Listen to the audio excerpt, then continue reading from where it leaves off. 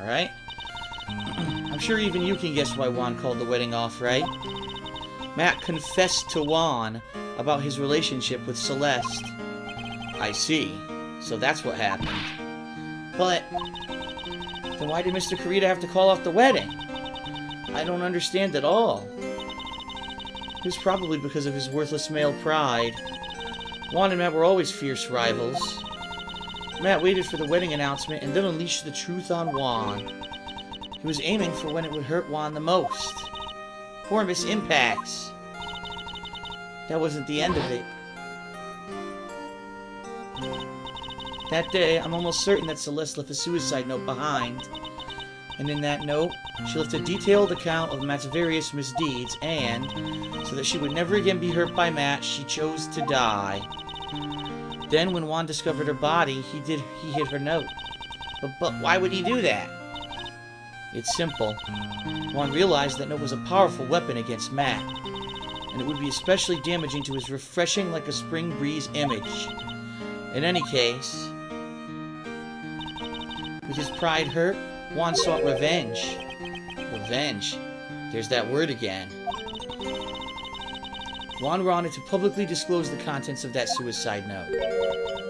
At a time that would cause Matt the most damage, of course. And that was at the press conference after the stage show. I know all about it because I heard it all from Juan. It was so I could find out about all this that I drew close to Juan to begin with. They're quite a pair of hideous monsters, aren't they? Even Celeste's death was something for them to use in their game. That night, when I found Juan's body, it was only natural that I thought the murderer was Matt. Those two were always spying on one another, after all. As for me, I was frantically searching for Celeste's suicide note. I wanted to destroy it before it ever went public. I was going to burn it. I'd even brought a lighter. But I couldn't find the suicide note, and that's when revenge crossed my mind. Yes, I was going to bring them my own kind of cruel revenge. Celeste was killed by those two monsters. So when I stabbed Juan's body with that knife, I didn't feel a single shred of guilt.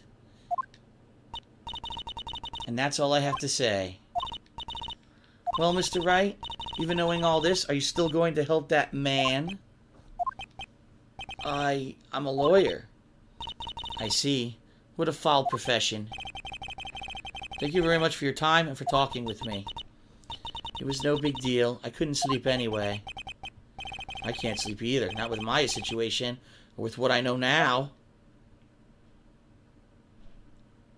To be continued.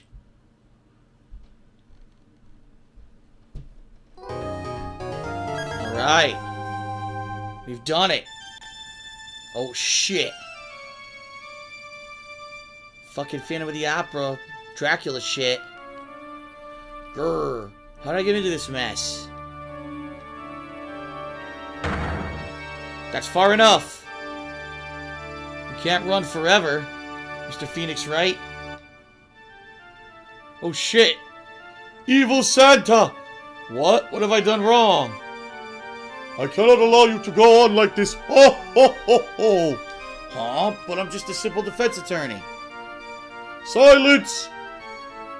You are no longer worthy of your title. You are a bad little boy. Ho, ho, ho, ho. Santa crushes him with a friggin' gavel. I've had this dream before. Someplace, some time ago.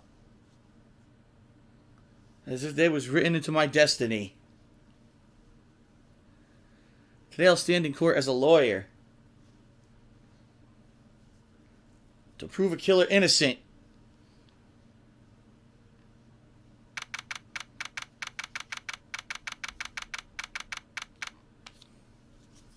Alright. Here we go. Oh shit. Beep. Hello, this is Phoenix Wright. You don't look so well, dude.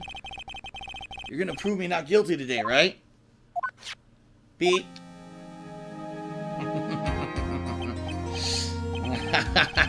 If If you please, Mr. Lawyer. Remember, it's not just me. Your precious friend's life is riding on today's verdict, too. Grr. Now listen up. You better get on guard a guilty sentence, okay? If you get that creepy slime bag and not guilty, I'll never forgive you ever. Maya. Phoenix? Phoenix? Oh, Mia. Maya, how's Maya? I don't know. You don't know? She hasn't tried to channel me since yesterday. Mia, what am I supposed to do? Well, like I said, for a lawyer, the worst of times are when you have to force your biggest smiles. But you can't give up. There's still some hope left. Stop it, please. There's nothing left. Not here anyway. Uh-oh. And here we go with the ringtone is ringing. The ringing of the samurai. We dance to the samurai ringtone. Yes, we do. I love it. Yes, I love it.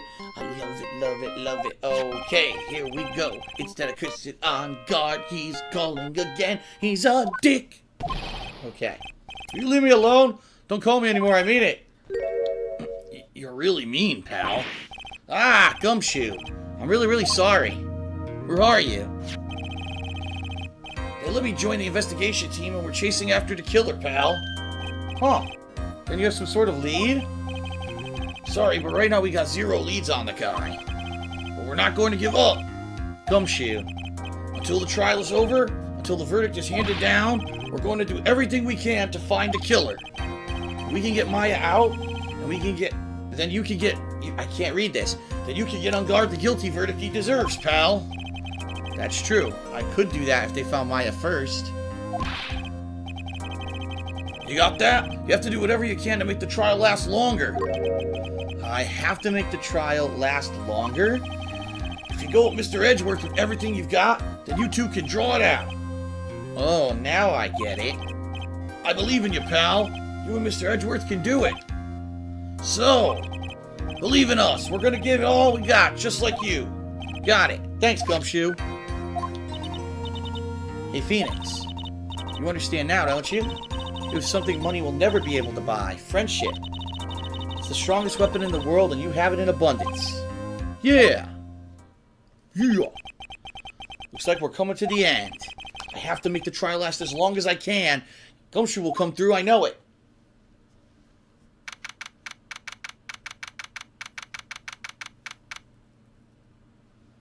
Alright.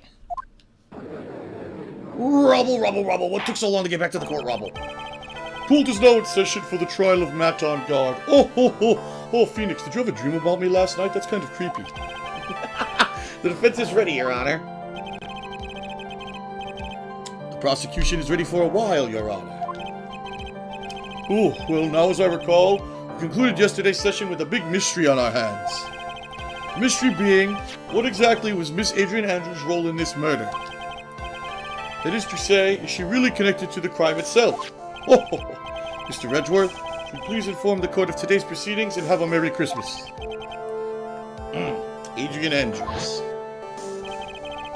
She forged evidence that threw suspicion onto Mr. Anga, and then proceeded to escape the crime scene by wearing a nickel samurai costume. The guilt of these actions and those for which she cannot escape. That you're saying that she is guilty after all? I'm not finished, Your Honor. Miss Andrews has nothing to do with committing the actual murder. I would like to direct the court's attention to this card. What is that? It looks like a shell. This is the calling card of a certain assassin. Assassin, you say? Yes, Juan Carrita was killed by a professional assassin. And the person who hired the assassin, his client, so to speak, is Matt on guard. Rubble, what a dickhead, Rubble. Oh, what a surprising turn of events. I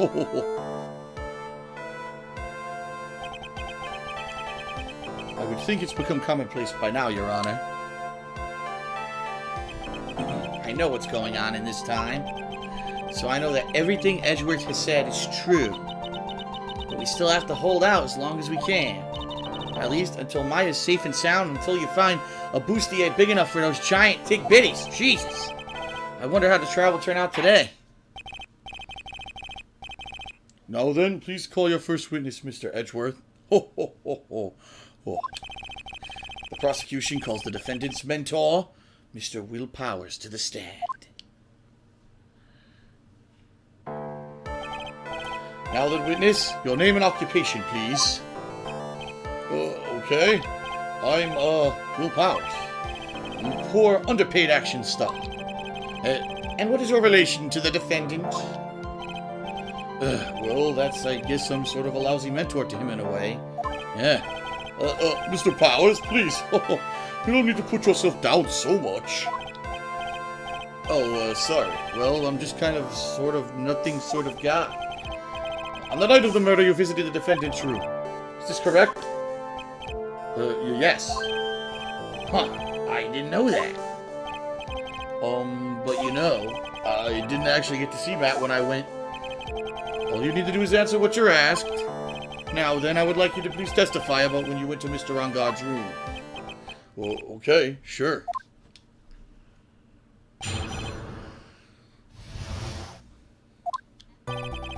After the reward ceremony, I went by myself to Matt's room. Matt was standing there in front of his room, still in his nickel samurai costume. He was talking with someone. At first, I thought it was the bellboy. I watched the two of them for a while, but then I gave up and went back. I had guests with me that night, so I couldn't make them wait for me. Aha! Nothing sounds out of place in Mr. Powers' testimony. And talking with the bellboy is no big deal. If one assumes that the person Mr. Engade was speaking with was an ordinary bellboy. Well, what are you implying? Well, Mr. Wright, let's have your cross-examination, shall we? Looks like we're in another sticky situation. Huh? Trap. Can't you smell it, Phoenix? But for us to find out more, we're just going to have to charge in head first, right?